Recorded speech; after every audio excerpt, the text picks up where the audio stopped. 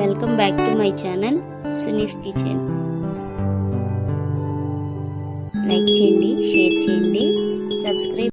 Hi అండి, ఈరోజు సింపుల్గా కట్ పొంగల్ ఎలా చేసుకోవాలో, మనకి మూడో రోజు అమ్మవారికి అన్నపూర్ణాదేవి అమ్మవారు కదండి, అమ్మవారికి మనం కట్ పొంగలి నైవేద్యంగా పెడతాము. అది ఎలా చేసుకోవాలో చూపిస్తాను. నేను 1 కప్పుతో పెసరపప్పు తీసుకున్నానండి, 1 కప్పు బియ్యం తీసుకున్నాను. కొంచెం బియ్యం ఎక్కువగానే ఉన్నాయి, పెసరపప్పు కొంచెం తక్కువగా ఉంది. ఇక వీటితో చేసేసుకుందామండి. మామూలుగా సోనా మసూరి బియ్యం ఉంటాయి కదా, దాంతోనే చేస్తున్నాను. నేను కుక్కర్ తీసేసుకున్నానండి. కుక్కర్లో అయితే త్వరగా అయిపోతుంది కదా. ఫస్ట్ పెసరపప్పు వేసేసుకుందామండి. కుక్కర్ కాస్త వేడెక్కగానే పెసరపప్పు వేసేసుకొని లో ఫ్లేమ్ పెట్టుకొని మంచి కలర్ వచ్చే వరకు వేయించుకోండి. చూడండి, ఈ విధంగా మంచి కలర్ వచ్చే వరకు వేయించుకోండి. ఇంకా మనకి అమ్మవారికి కొబ్బరన్నం కూడా పెడతారండి, దద్దోజనం పెడతారు.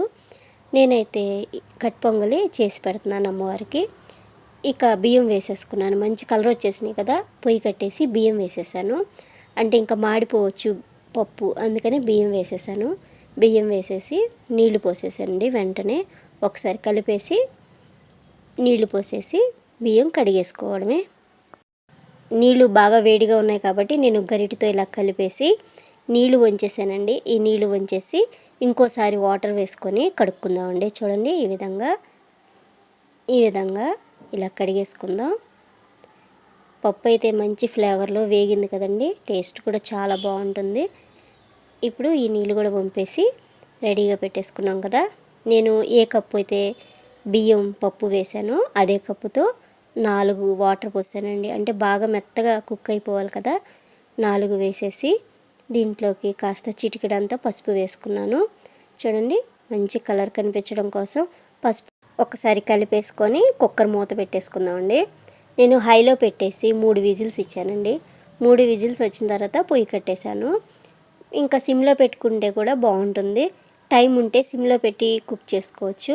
నేను త్వరగా అయిపోవడం కోసం నేను హైలో పెట్టేశానండి. ఇక మనకి ఈజీగా ఇలా మనకి విజిల్ మొత్తం బయటికి ప్రెషర్ పోవడానికి నేను లైటర్తో పైకి పెట్టేశాను. మొత్తం పోయింది, ఇక తీసేసాను. చూడండి, ఈ విధంగా చక్కగా కుక్ అయిపోయింది, మెత్తగా అయిపోయింది కదా.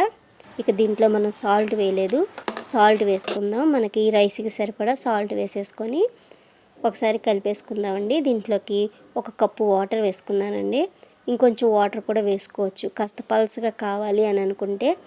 నేను 1 కప్పు వాటర్ వేసాను అంతే.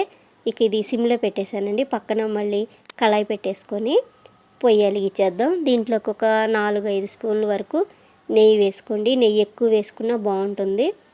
అల్లం ముక్కలు వేసుకోండి, సన్నగా కట్ చేసింది 1 స్పూన్ అల్లం ముక్కలు, ఒక 2 పచ్చిమిర్చి సన్నగా కట్ చేసి వేసుకోండి. కాస్త వేగుతుండగానే కరివేపాకు, ఫ్రెష్ కరివేపాకు వేసుకోండి.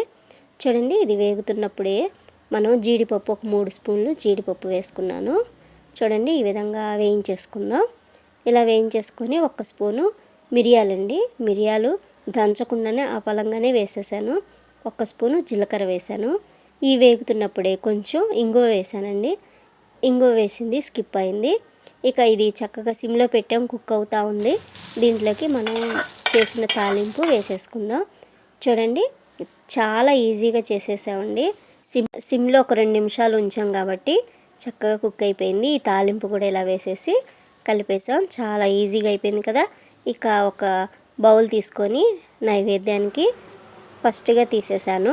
చూడండి, ఈ విధంగా ఈ పైన కాస్త నెయ్యి వేసి అమ్మవారికి నివేదన చేశానండి. సింపుల్గా అయిపోయింది కదా, టేస్ట్ కూడా చాలా బాగుంది. ట్రై చేయండి, టేస్ట్ చేయండి. Thank you for watching my video.